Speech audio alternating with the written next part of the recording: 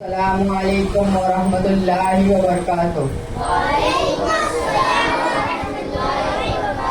الحمد للہ رب العالمین، الصلاۃ والسلام علیک یا سید المرسلین، اما بعد فاعوذ باللہ من الشیطان الرجیم، بسم اللہ الرحمن الرحیم۔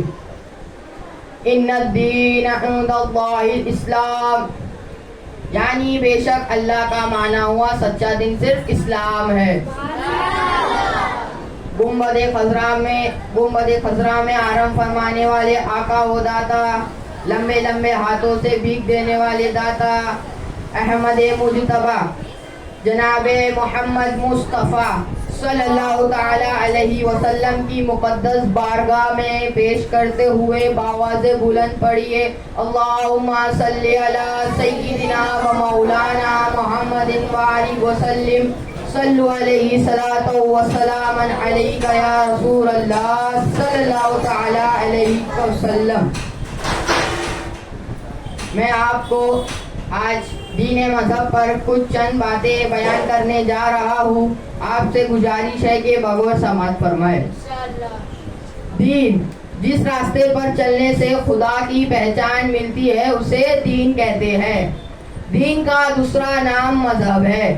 چنانچہ اللہ سارے انسانوں کا مالک ہے اور سارے انسانوں پر خدا کی بندگی کا فرض کرا کرتی ہے، اسی لیے دین اختیار کرنا انسان کے لیے بہت ضروری ہے، کیونکہ دین مذہب سے ہی انسان کو خدا کی پہچان ملتی ہے اور خدا کی بندگی کا طریقہ حاصل ہوتا ہے۔ آپ نے تو 1 روپے، 5 روپے، 10 روپے، 20 روپے کا نوٹ بار بار دیکھا ہوگا، مگر اس میں بھی اصلی اور نقلی کا فرق ہے۔ اصلی نوٹ وہ ہے جسے حکومت چھاپتی ہے اور نقلی نوٹ وہ ہے جسے چوری سے چھاپا جائے۔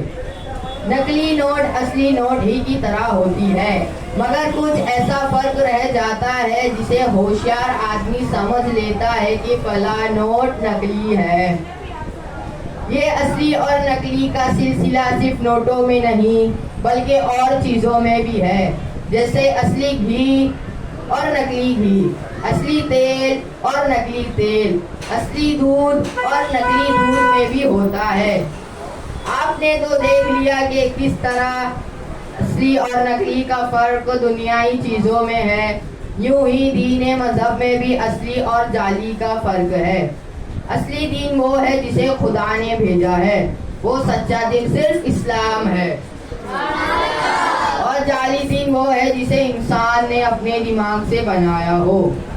میں نے آپ کو کچھ دیر پہلے خطبے کے بعد ایک قرآن شریف کی آیت پیش کری تھی، ان الدین عند اللہ الاسلام۔ وہی قرآن شریف میں اللہ تعالیٰ فرماتا ہے بے شک اللہ کا مانا ہوا سچا دین صرف اسلام ہے۔ اسی جگہ دوسری طرف اللہ تعالیٰ قرآن شریف میں فرماتا ہے وَمَن يَبْتَغِ غَيْرَ الْإِسْلَامِ دِينًا فَلَن يُقْبَلَ مِنْهُ، یعنی بے شک اگر کوئی شخص اسلام کے علاوہ کوئی دوسرا مذہب قبولے گا تو ہرگز قبول نہیں۔ اللہ تعالیٰ کو جو مذہب پسند ہے ہم بھی وہ مذہب پسند کریں گے اور کرتے رہیں گے، کہو انشاءاللہ۔ کیونکہ حضرت آدم علیہ السلام سے لے کر حضور پرنور سرکار مصطفیٰ صلی اللہ تعالی علیہ وسلم نے سب نے اسلام کو مانا ہے، ہم بھی مانیں گے۔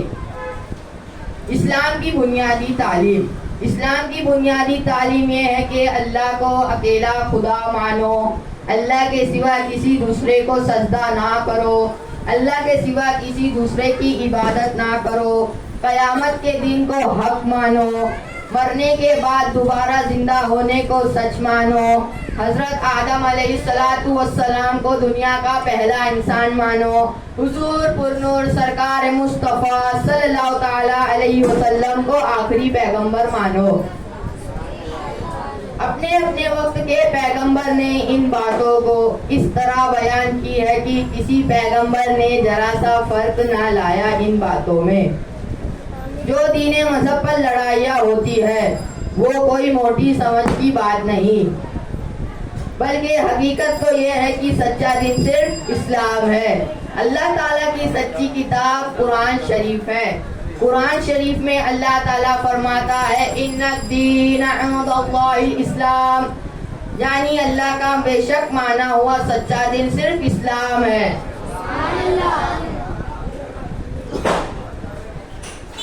یعنی اللہ کا معنی ہوا سچا دین صرف اسلام ہے. اگر کوئی قرآن شریف کے فرمان کو تسلیم کر لے تو اس سے دو فائدے ہیں. پہلا فائدہ یہ ہوگا کہ جو دین مذہب پر لڑائیاں ہوتی ہے وہ ختم ہو جائے گی، اور دوسرا فائدہ یہ ہوگا کہ مرنے کے بعد جو سخت عذاب لکھ دیے ہیں وہ ختم ہو جائے گے.